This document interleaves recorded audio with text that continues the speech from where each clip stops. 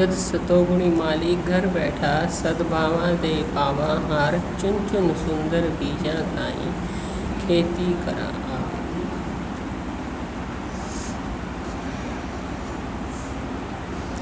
सद्गुण को काम पे लगाया, निगरानी के, होश के, काट छाट के, पोषण के, क्योंकि जो चीज़, इसलिए उन्होंने कहा चुन चुन सुंदर बीजा ताई, खेती करा आवे वाला। जो मुझे मिला मैंने उसे संभाला। किसने संभाला? उस साधक ने, जिसने सत्वगुण का बढ़ाया, सत्वगुण को बढ़ा करके वस्तु ली और फिर उसको बीजा। बीजने के लिए गर्भित करना। कोई चीज़ बीजी क्यों जाती है कि भूमि के साथ उसको एक मेक कर देना,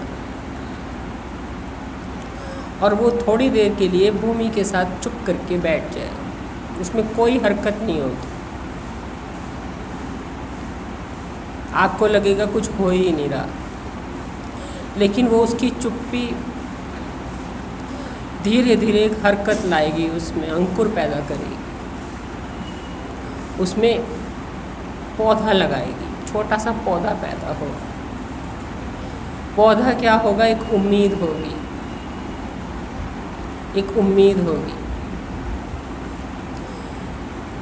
किस चीज़ की उम्मीद होगी? कि जो बोया, जो बीजा, वो फलीभूत हो रहा है, उत्पन्न हो रहा है। तो चुन चुन सुंदर बीजा ताई, जो दिया, चुना, लिया, उसको सुंदरता से, श्रद्धा से, प्रेम से, सजगता से बीजा। ऐसे ही उठा के दूर से नहीं फेंक दिया, सुंदरता से बीजा, उसकी कदर करके। जब उसे बीजा गया और उसे शांत छोड़ दिया गया, उसके हाल पर छोड़ दिया गया, भूमि तैयार करके बीजने के बाद, उसके बाद फलीभूत होकर के जब वो अंकुरित हो गया, अब रक्षा का काम शुरू हो गया। रक्षा का काम तो तब भी था जब बीजा गया था, सावधानी से डालना, जिससे कुछ उठा ना ले, कोई खा ना ले। लेकिन उसके बाद जब वो चुप करके पड़ा है तो कोई रक्षा नहीं है, सिर्फ एक उम्मीद है। लेकिन जब वो उम्मीद खिल के बाहर आती है तब उसकी रक्षा का काम शुरू होता है। बहुत बार हम ऐसा मानते हैं कि जब अध्यात्म हमारे जीवन में आता है, सद्गुरु के वचन हमारे जीवन में आते हैं और हम उन्हें सुनते हैं, धारण करते हैं, तो वो हमारे व्यवहार में भी तुरंत आ जाएं, आचरण में तुरंत आ जाएं। लेकिन आचरण में तुरंत नहीं आते। जो लोग कहते हैं तुरंत आचरण में आ जाएं, वो आचरण पर ज़्यादा ध्यान देते हैं, वस्तु की रक्षा पर ध्यान कम देते हैं। जिन ऋषियों ने कहा कि जब ये मालूम पड़ गया कि सर्व एक ब्रह्म ही है, तो वासुदेव विश्व ही है, तो ये तुम्हारे आचरण में आना चाहिए कि सब जगह एक ही परमात्मा है। ये ऋषियों ने तब कहा जब साक्षात्कार हुआ, निधिध्यासन हुआ, बाहर आई, जब जीवन में जैसा है वैसा सही मायने में जान लिया, उसके बाद आचरण की बात करी गई है। जिन लोगों ने आचरण को बहुत ज़्यादा महत्व दिया, कहा तो फल के रूप में गया था आचरण के लिए, परिणाम के रूप में, फल के रूप में, लेकिन जिन लोगों ने पहले ही आचरण को ज़्यादा महत्व दे दिया, विद्या को, मनन को, निधिध्यासन को कम महत्व दिया, वो कई बार दिखावा ज़्यादा करने लगते हैं कि हमारे आचरण में है, या उनको दिखाने के लिए लोग दिखावा ज़्यादा करने लगते हैं कि हमारे आचरण में है। आचरण में पहले दिखाना, समझो अपने निश्चय में तो आया नहीं, पर आचरण में दिखाना है कि सर्व हमारे लिए एक ही परमात्मा है। पहले निश्चय में आता है। निश्चय में तब आएगा जब पहले इस उपाधि का हम त्याग करते हैं, जो उपाधि हमने पकड़ के रखी हुई है, और इस उपाधि से रहित परमात्मा को जैसा है वैसा जान लेते हैं। जब इधर देख लेते हैं कि अहम के रूप में परमात्मा ही है, परमात्मा ही अहम के रूप में है, अहम ही परमात्मा है, परमात्मा ही अहम है, अहम की पृथक सत्ता नहीं है, तो अहम अपने होने को जब त्याग देता है और परमात्मा के होने को मनन के माध्यम से बीज लेता है, इस बात को बीज लेता है, गर्भित कर लेता है कि मेरा होना सत्य नहीं है, परमात्मा का होना सत्य है। ये गुरुदेव ने अहम ब्रह्मस्मि के माध्यम से, तत्वमसि महावाक्य के माध्यम से, तो सच्चिदानंद है, इस बात माध्यम से सद्गुरु ने जो मुझे उपदेश दिया है, इस उपदेश का यही फ़ायदा है कि मैं अपने मैंपन को, जड़ चेतन ग्रंथि को, जो मैं के रूप में विराजमान है, जड़ता को भी पकड़े बैठी है, चिद्रूपता को भी पकड़े बैठी है, और मैं को मैं रूप से ग्रहण कर रही है, इसको धीरे धीरे खोल दूँ। मैं को मैं ना मानूँ, इसका वजूद ना मानूँ, जिस परमात्मा में ये दिखाई दे रही है उसका वजूद मानूँ, और इसको अहम ब्रह्मस्मि को, तत्वमसि को बीज लूँ। जो सुंदरता से सुना है, चुना है, उसे बीज लूँ, उसे गर्भित कर लूँ। गर्भित हुआ अहम ब्रह्मस्मि, गर्भित हुआ सोहम, जब बीजा जाएगा, इसमें चुप करके रहा जाएगा। चुप करके रहने का मतलब है मैं को छोड़ करके सो को ग्रहण किया जाएगा, आप को ग्रहण किया जाएगा, आधार को ग्रहण किया जाएगा, अपने होने का वजूद अस्वीकार किया जाएगा और परमात्मा के होने को ग्रहण किया जाएगा। सात्विक श्रद्धावान से, सात्विक तप से, सात्विक यज्ञ से, सात्विक बुद्धि से, जैसे जैसे ये ग्रहण होता जाएगा, अब इसको बीजना है, गर्भित करना है। क्या? तत्वमसि, सोहम। और गर्भित हुए को शांति से पड़े रहने देना है, इसी में पड़ा रहो, ना डोले ना कभी ही रहे। इस सद्गुरु के चरणों में, सद्गुरु के महावाक्यों में ना कभी तुम डोलो ना कभी तुम हिलो, अपने आप को चुप करके इसी में रहने दो। जब रहने देंगे हम इसी में अपने आप को, तो जो हमने लिया है वो बीजा जाएगा, उसकी वो गर्भित होता जाएगा। गर्भित होने के बाद अब इसको जब लगे कि हाँ किसी भी प्रमाण से हम ये सिद्ध कर सकते हैं कि जैसा सद्गुरु ने कहा वैसा ही हमारा अनुभव है, हम उनके कहने से हाँ नहीं कर रहे, अपने कहने से, अपने स्व अनुभव से हाँ कर रहे हैं, हम जूझ करके इस बात में पहले जूझे हैं, फिर हमने इसको मौन से ग्रहण किया है, स्वीकार किया है। इस बात में पहले बुद्धि ने पूरा तप किया है, उसके बाद बुद्धि ने, जिसे भगवत गीता ने कहा कि सात्विक तप कौन करता है, फल त्यागी समाधानी नरों ने जो किया हुआ, श्रद्धा से 3 वृत्ति का तप सात्विक वो कहा।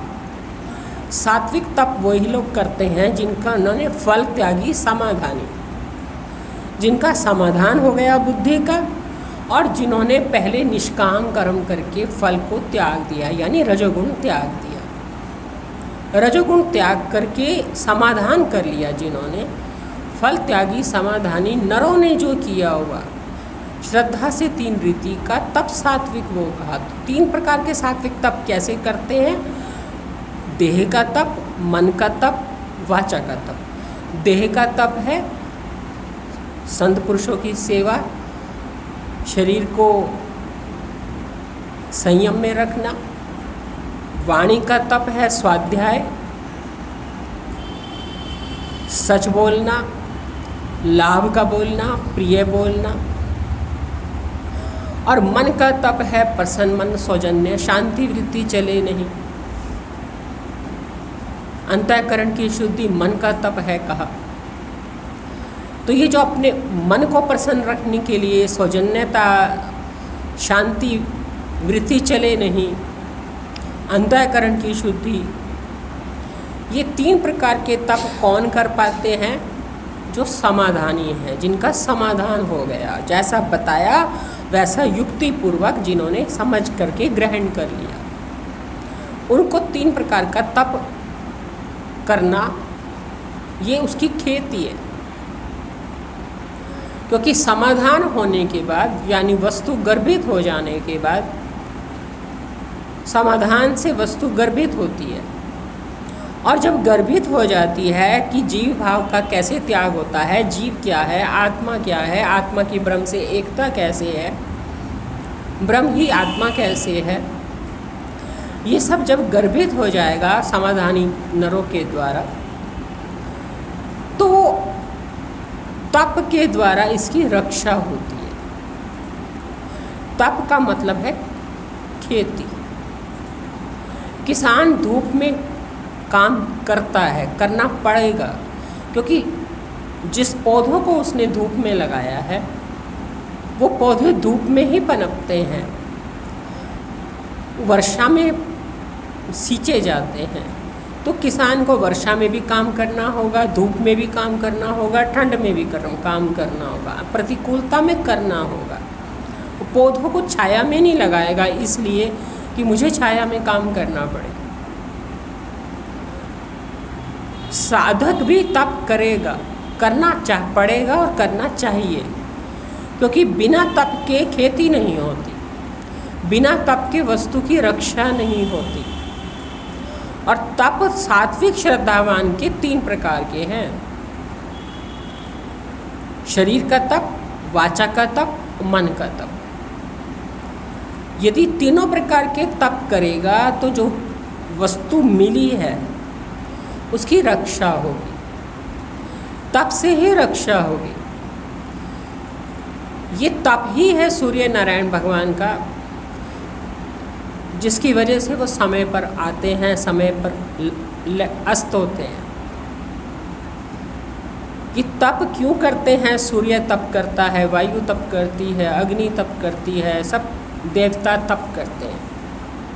तप करते हैं मतलब जिसको शास्त्रों में ये कहा गया है कि उसके भय से सूर्य तपता है, उसके भय से वायु चलती है, उसके भय से प्राण नियमित चलते हैं, उसके भय से अग्नि तपती है। भय का मतलब है उसके आज्ञा में, उसके नियंत्रण में। नियंत्रण क्यों स्वीकार करता है सूर्य? भय क्यों स्वीकार करता है? इस भय के कारण ही सूर्य तपता है। ये तप क्यों कर रहा है सूर्य? अनुशासित रहता है, समय पे आता है, समय पे अस्त होता है, कभी लेट नहीं होता, कभी अपने काम में लापरवाही नहीं करता, क्योंकि वो उस चीज़ का नियमन पालन कर रहा है, यज्ञ का, एक यज्ञ कर रहा है, उसका काम है यज्ञ करना। यज्ञ का मतलब है पहले लेना और फिर लौटा देना, सृष्टि की पालना करना। तो जो यज्ञ करने वाले हैं वो तब ही करेंगे। यहाँ पर हमारे गुरुदेव ने सतोगुणी अंतःकरण के लिए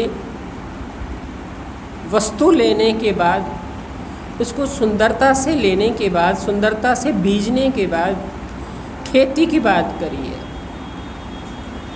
खेती का मतलब है तप से उसे रक्षा करना, तप से उसे संभालना।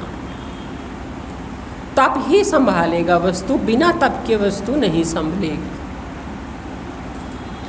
यदि तप नहीं होगा जीवन में, मन का तप, वाणी का तप, शरीर का तप, ये भगवत गीता ने कहा है, सतोगुणी लोग फल त्यागी समाधानी नरों ने जो किया हुआ, ये क्योंकि उन्होंने पहले ही कह दिया, श्रद्धा सबों में होती है, कर्मानुकूल भारत, श्रद्धा का रूप है देही, जैसी श्रद्धा वही वही।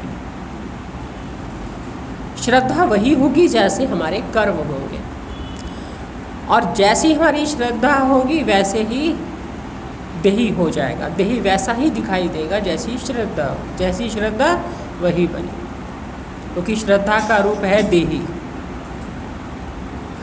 और श्रद्धा सबों में होती है कर्मानुकूल भारत, जैसे कर्म होते हैं उसी के अनुकूल श्रद्धा हो जाती है।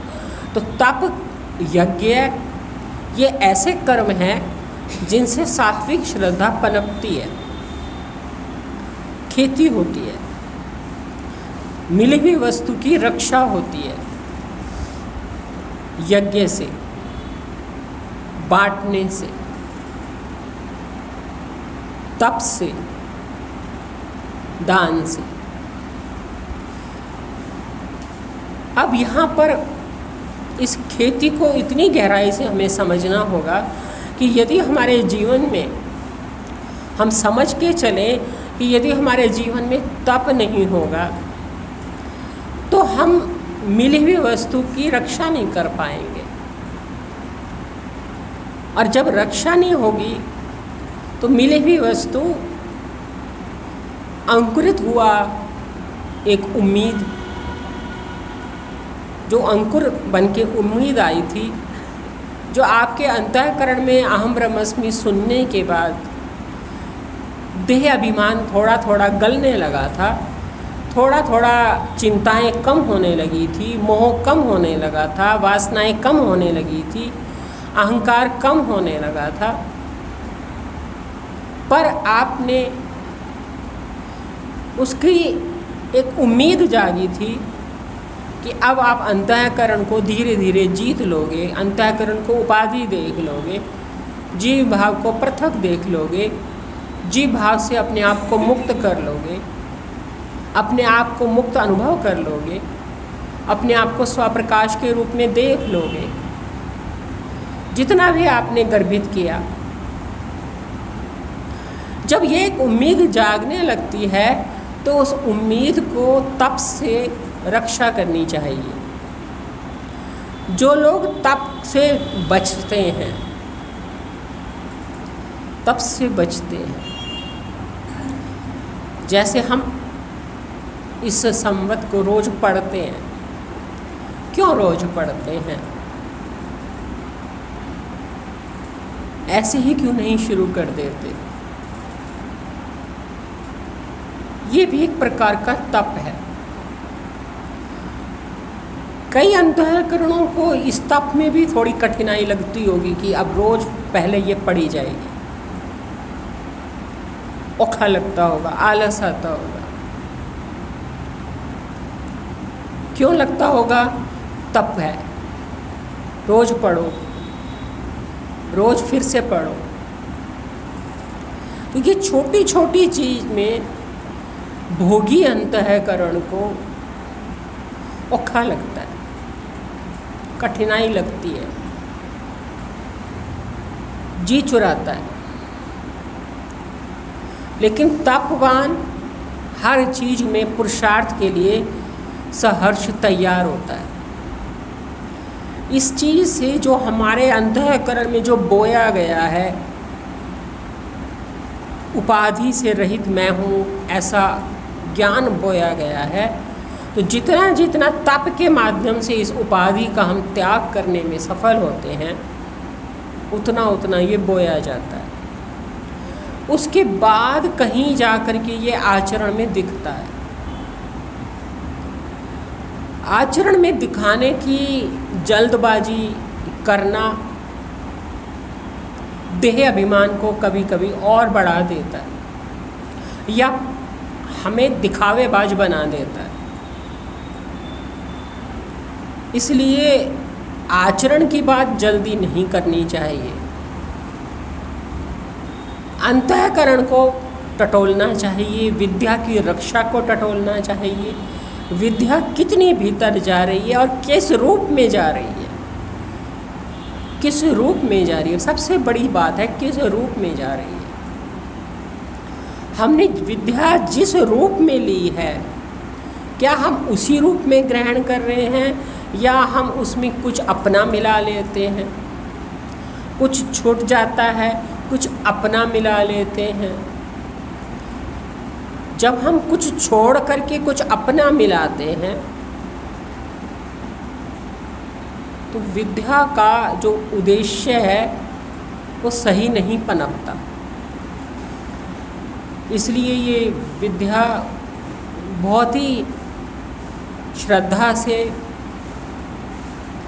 और बड़ी जिज्ञासा से सुनने की चीज़ है।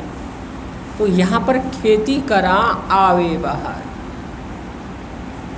इस प्रकार जब आप इसकी रक्षा तप से, यज्ञ से, दान से, सात्विक श्रद्धा से करते हैं, तब ये बाहर आती है। बाहर का मतलब है जब सर्व मैं ही हूँ, आप सहित सर्व गोविंद है, मुझ में दुख तीनों कालों में नहीं है, मैं सुख स्वरूप हूँ, मैं मुक्त स्वरूप हूँ। जिसको ये समझ में आ गया कि मैं मुक्त स्वरूप हूँ, शुद्ध स्वरूप हूँ, तीनों कालों में मेरे में दुख नहीं है, जन्म मृत्यु मुझ में नहीं है और मैं सर्वरूप हूँ, तो जब को सर्वरूपता दिखाई गई, जैसे बाद में भी हमारे गुरुदेव इस बात को लाएंगे कि सर्वरूपता दिखना जीवन में समझो बाहर आ गई। क्योंकि बाहर का मतलब ही यही है कि चारों तरफ फूल ही फूल हैं, सुंदरता ही सुंदरता है। जिस पौधे को देखो वहीं खेती का फ़ायदा ये हो गया, रक्षा का, संभालने का, पोषण का, कटाई का, खाद देने का। जहाँ देखो हरियाली है, सुंदरता है, जहाँ तक देखो, जहाँ देखो कहीं भी अभाव नहीं लग रहा है, सब जगह भाव रूपता ही दिखाई दे रही है। कहीं कुछ ऐसा नहीं लग रहा है कि जिसको काटा जाए। जब लगा काटा जाए उसको त्याग दिया, उसको काट दिया सतोगुण ने। अब तो सब जगह बाहर ही बाहर है, यानी सब जगह एक ही तत्व है। सब जगह आग्रहण कुछ लगता ही नहीं, सब जगह ग्रहण ही ग्रहण के लायक लगता है। एक ही तत्व दिखता है जिसका ग्रहण होना है। जो ग्रहण करने वाला था, निवृत्त करने वाला था, वो तो पहले ही अहम ब्रह्मस्मि से, सोहम से मनन के समय ही निकाल दिया गया। खेती तो उसी की गई जिसको बचाना था। मैं सच्चिदानंद हूँ, इसी को बचाना था। मैं परमात्मा से अभिन्न हूँ, इसी को बचाना था। जीव भाव का तो त्याग करना था। तो बीजा वही गया जिसको बचाना था। उम्मीद भी उसी से रखी गई जिसको संभावनाएं थी, जिससे उम्मीद थी। संभावना यही थी कि हमारे में परमात्मा रहता है, परमात्मा हमसे अभिन्न है। हमारे में ये संभावना है कि परमात्मा हमारा अंतर्यामी है, आप रूप से विराजमान है। इस संभावना की हमने उम्मीद की हमने रक्षा करी। आप रूप से बैठे परमात्मा की संभावना बीज रूप में जो अंकुरित हुई, इसकी रक्षा करी, खेती करी। खेती करने के बाद संभावना इतनी विस्तार को प्राप्त हो गई कि सर्व एक सच्चिदानंद रूप तत्व ही रह गया, एक आधार ही रह गया, एक वासुदेव ही रह गया। बाकी जो निवृत्त करना था वो तो पहले ही निवृत्त करते रहे। खेती के समय, भूमि की तैयारी के समय, निवृत्ति के भी समय होते हैं। भूमि की तैयारी में निवृत्ति है, बोने से पहले जो कुछ दिख जाए उसकी निवृत्ति कर दो, पहले ही हटा दो। जो बोने से पहले व्यवधान डाल देगा उसकी पहले ही हटा दो। बोने के बाद तो उसे शांत रहने दो, चुप रहने दो, हिलने डुलने मत दो। जो सुना है बस उसी में खो जाने दो। उसके बाद जब वो एक उम्मीद जाग जाए फिर उसकी चारों तरफ से रक्षा करो, क्योंकि अब दिख रहा है कि कहाँ रक्षा करनी है। बोए हुए में बीज में जब कुछ नहीं दिख रहा, रक्षा कैसे करेंगे? कहीं उसी को ही ना प्रहार कर दें जिसको चुप करके पड़े रहना था। तो मनन के समय, बीजने के समय, शांत पड़े रहने के समय खेती नहीं होती, कुछ निकाला नहीं जाता, उसको बस रहने दिया जाता है। जब उम्मीद जागने लगती है सोहम के रूप में, ब्रह्मा शब्दाकार वृत्ति बनने लगती है, ब्रह्माकार वृत्ति बनने लगती है, परमात्मा और आत्मा की एकता का अनुभव समझ में आने लगती है, तो अब जो भी उससे भिन्न दिखता है उसको पहले ही त्यागने का स्वभाव बना लो। तप से, यज्ञ से।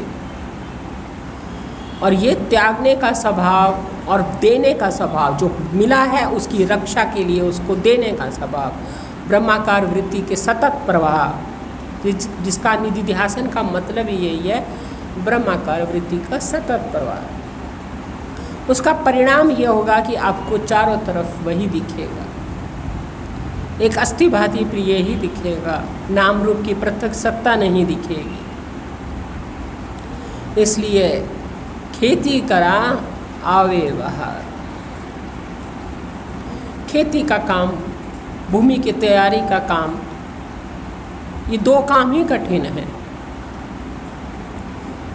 भूमि की तैयारी करी हुई हो, बीज सही अच्छी कंपनी का हो, अच्छा हो, भूमि बनी तैयार हो, तो कोई भी उसे रोक नहीं सकता।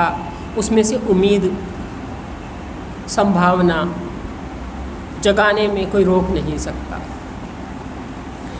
जैसे पूज्य बीजी कहते थे ना, मैं बीज हूँ, मैं बीजी हूँ, मैं बीज देती हूँ।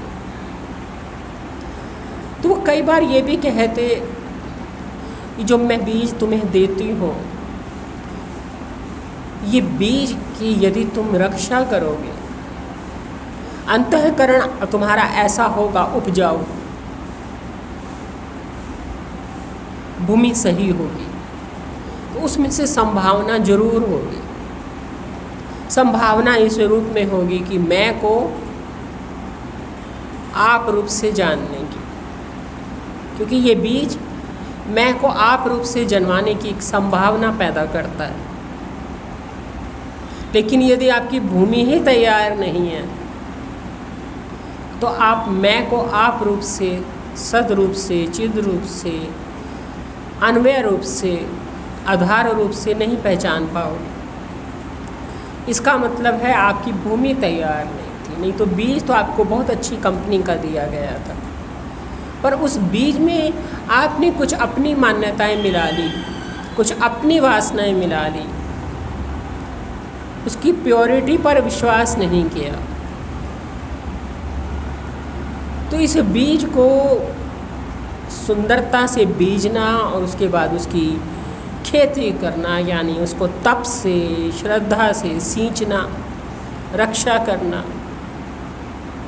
उसका ख्याल रखना, किस अहंकार से, वो वासनाओं से, अहंकार से, लालसाओं से, जगत की सत्यत्व की बुद्धि से, विराग की कमी से, जिसे हमारे गुरुदेव कहते हैं जिज्ञासा तो हो जाती है पर जिज्ञासा की रक्षा करनी पड़ती है, नहीं तो जिज्ञासा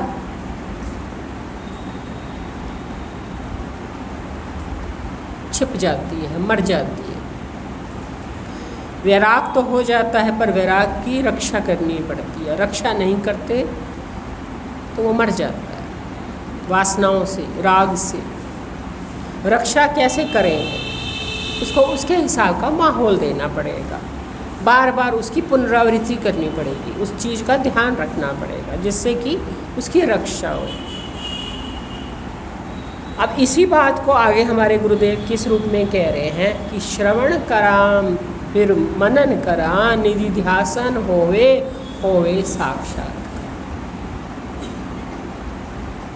श्रवण करा, सच माना में श्रवण बहुत बड़ी चीज़ है। श्रवण वो चीज़ है जो देवताओं को भी दुर्लभ है।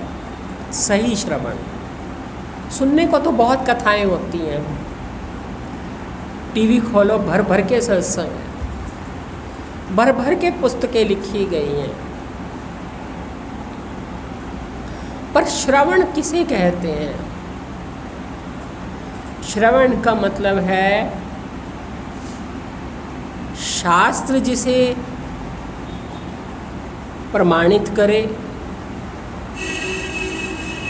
संत जन आप्त जन जिसको प्रमाणित करे, आगम निगम और अपना अनुभव जिसे प्रमाणित करे, और प्रमाणित करने के बाद युक्ति पूर्वक हमारे प्रमेयगत प्रमाणगत संशय निकाल दे। ना हमारे प्रमेयगत संशय रहे, ना हमारे प्रमाणगत संशय रहे। वो श्रवण है जो सही तरीके से कान धर के सुना जाता है, जिसमें मैं इन्वॉल्व होती है। जिस श्रवण में कान लगते हैं या ध्यान लगता है, मैं नहीं लगती, वो मनन में बदलता नहीं। जिस श्रवण में मैं लग जाती है, कर्ता लग जाता है, ध्याता लग जाता है, ज्ञाता लग जाता है, प्यास से सुना जाता है तो मैं लगती है। आप व्यवहार में भी एक चीज़ नोटिस करना,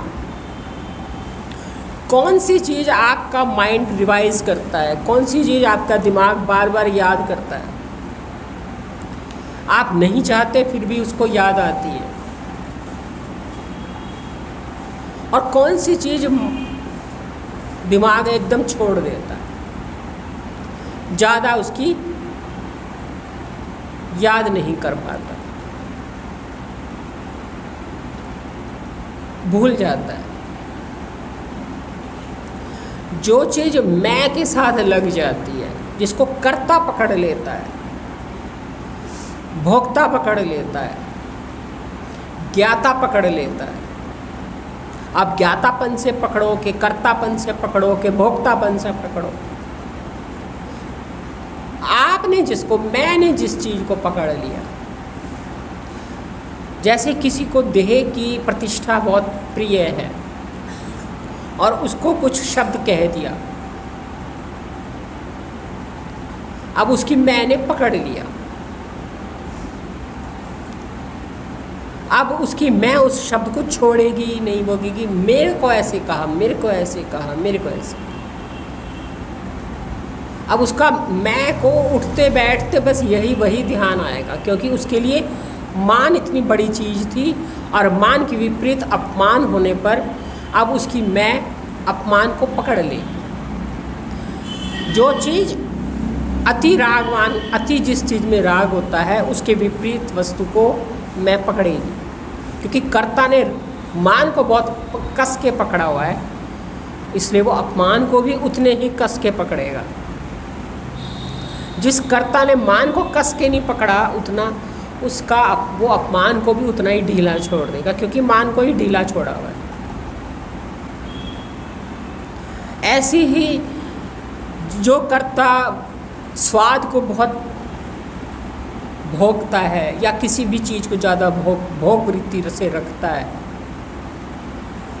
तो उसके विपरीत को वो बहुत महत्व देगा। तो कर्ता जिस चीज़ को ज़्यादा कस के पकड़ता है, महत्व बुद्धि से पकड़ता है, वो चीज़ मनन में चली जाती है। तो श्रवण में यदि कर्ता लग जाए, मैं लग जाए, मैं सुने, मन ना सुने, शरीर ना सुने, मैं सुने, क्योंकि बात ही मैं से की जाती है। मैं और तू के बीच में तीसरा कोई है ही नहीं। अर्जुन और कृष्ण के बीच में और कोई नहीं है। बैठे होंगे बहुत सारे युद्ध सेनानी, युद्ध में बैठे होंगे, बहुत सारे घोड़े भी आवाज़ कर रहे होंगे, बहुत लोग होंगे, पर अर्जुन सुन कैसे रहा है? जहाँ वो है और कृष्ण है। कृष्ण को अर्जुन दिख रहे हैं, अर्जुन को सिर्फ भगवान कृष्ण दिख रहे हैं। भगवान कृष्ण ने अर्जुन की मैं को पकड़ रखा है और अर्जुन की मैं ने भगवान कृष्ण की मैं को पकड़ रखा है। बीच में देह का व्यवधान भी खत्म है। तार से तार जुड़ गई, सूरत से सूरत जुड़ गई। ये तार से तार और सूरत से सूरत तब जुड़ती है जब मैं जुड़ती है, क्योंकि दिल से दिल जुड़ जाते हैं। दिल से दिल भी तब जुड़ते हैं जब मैं ये जुड़ जाती है। मैं को ये लगता है ये मेरी बात हो रही है।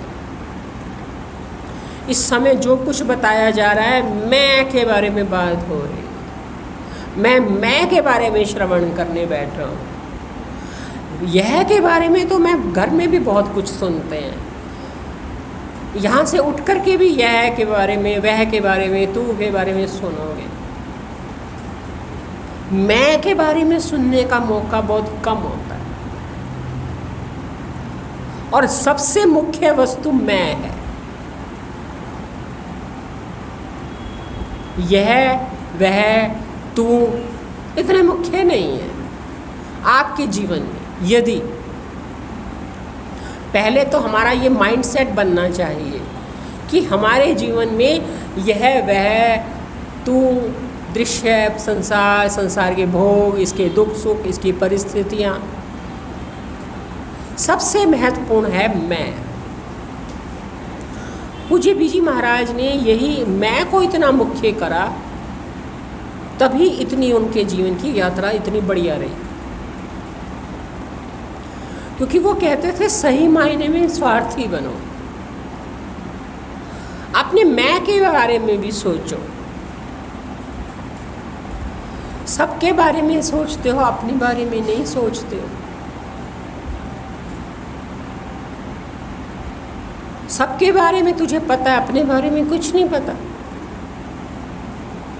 तो जब श्रवण करने हम लगते हैं, चाहे यहाँ बैठ के करें, चाहे घर में कभी अपने आप को कुछ सुनाएं, पढ़ाएं, या अपने आप को कुछ सुनाएं, खुद से भी तो सुनाते होंगे, विचार देते होंगे। कभी भी अपने आप को कुछ सुनाने लगो, ये विचार निश्चित अपने मन में होना चाहिए, मैं को होना चाहिए कि इस समय जो काम हो रहा है ये सबसे मुख्य काम है, ये स्वकर्म है, ये स्वधर्म है। इसको भगवत गीता ने स्वकर्म और स्वधर्म कहा है। ये मैं अपने बारे में कुछ करने बैठा हूँ। आप संध्या भी करते होंगे, स्वाध्याय भी करते होंगे, ध्यान करते होंगे, जो कुछ भी करते होंगे, इस भाव से करो कि इस समय मेरे जीवन में जो सबसे मुख्य मैं हूँ, मैं उसका काम करने बैठा हूँ। खाना बहुत बार बनाया, बहुत बार खाया, घर बहुत संभाला, बहुत बार बिखरा, सब काम ये नहीं रहेगा तब भी होंगे, इसके काम भी होते रहेंगे, पर मैं का काम जो मैं करने जब बैठता है तो वो इतना मुख्य होना चाहिए जैसे एक मानी के लिए उसको कोई कही बात उसकी मैं को जाके लगती है।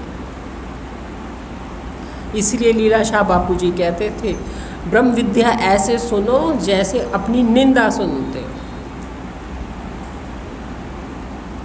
कोई तुम्हारी निंदा कर रहा हो तो धीरे धीरे भी कर रहा हो ना। बहुत लोगों की आदत होती है धीरे धीरे निंदा करते हैं, और कुछ लोग फिर कान लगा के सुनते हैं कि देखो ये मेरे बारे में क्या कह रही है। ऐसी बेवकूफ़ी भी करते हैं।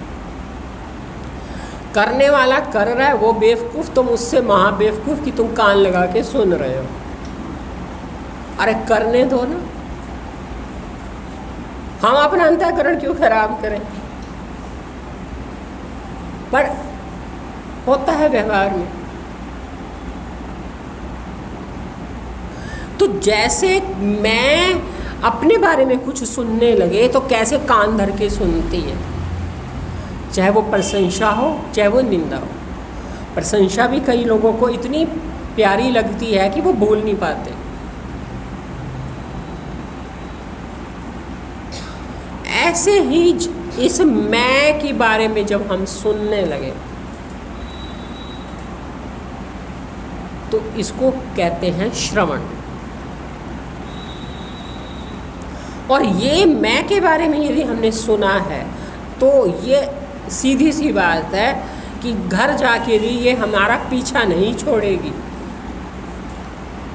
क्योंकि हमारे जीवन में ऐसा विचार आएगा कि आज तक हमने सबके बारे में सुना था, बस अपने बारे में ही कुछ नहीं सुना था। हमें सब कुछ मालूम कराया गया था पर अपने बारे में किसी ने कुछ नहीं बताया था, और मैं अपने बारे में बिल्कुल अज्ञानी था, कुछ नहीं जानता। कहाँ रहता हूँ, कैसे रहता हूँ, क्या मेरा स्वरूप है, क्या मेरा स्वभाव है, किससे मैं जुड़ा हूँ, किससे नहीं जुड़ा हूँ, क्या मेरा शरीर से लेना है, क्या देना है, कहाँ रहता हूँ, असंगता से रहता हूँ कि लिप्त होके रहता हूँ। बिल्कुल अज्ञानी। किसी महापुरुष को हम पर दया आई और उन्होंने हमें ये बताने की कोशिश करी कि तुम रहते कहाँ हो, और असंग रहते हो कि लिप्त रहते हो, और लिप्त रहते हो तो तुम्हारी लिप्तता कितनी सच्ची है और असंगता कितनी सच्ची है, और असंग भाव से रहते हो तो असंगता तुम्हारी मैं का जो स्वरूप है उसको हम क्या कहें, उसको खोल खोल के हमें दिखाया गया। ये हमने श्रवण किया, और जब हमारे हाथ पल्ले अपने मैं के बारे में कोई चीज़ पल्ले आई जो हमें किसी ने कभी नहीं बताई, हमें तो ये बताया गया तू पैदा हुआ है, तेरा ये नाम है, तेरा ये रूप है, और तू ये फलां लड़की है, और तू ये है, और तू वो है। बताने वालों को भी बेचारों को यही पता था। कोई महापुरुष मिले जिन्होंने कहा कि तू भूल जा ये तन मन धन, भूल जा ये आँख, इस आँख की भी कोई आँख है, उसको खोज, इस कान का भी कोई कान है, उसे खोज, इस मन का भी कोई मन है, उसे खोज। और ये सबसे दिलचस्प बात है जीवन में, जब किसी को ये श्रवण करने को मिल जाए। मैंने समय नहीं देखा,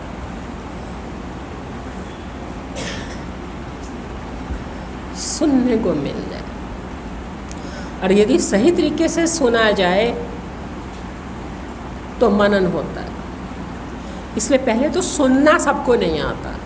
आता इसलिए नहीं कि कोई किसी से कोई हम सीख के आते हैं तब हम सुनना सीखते हैं।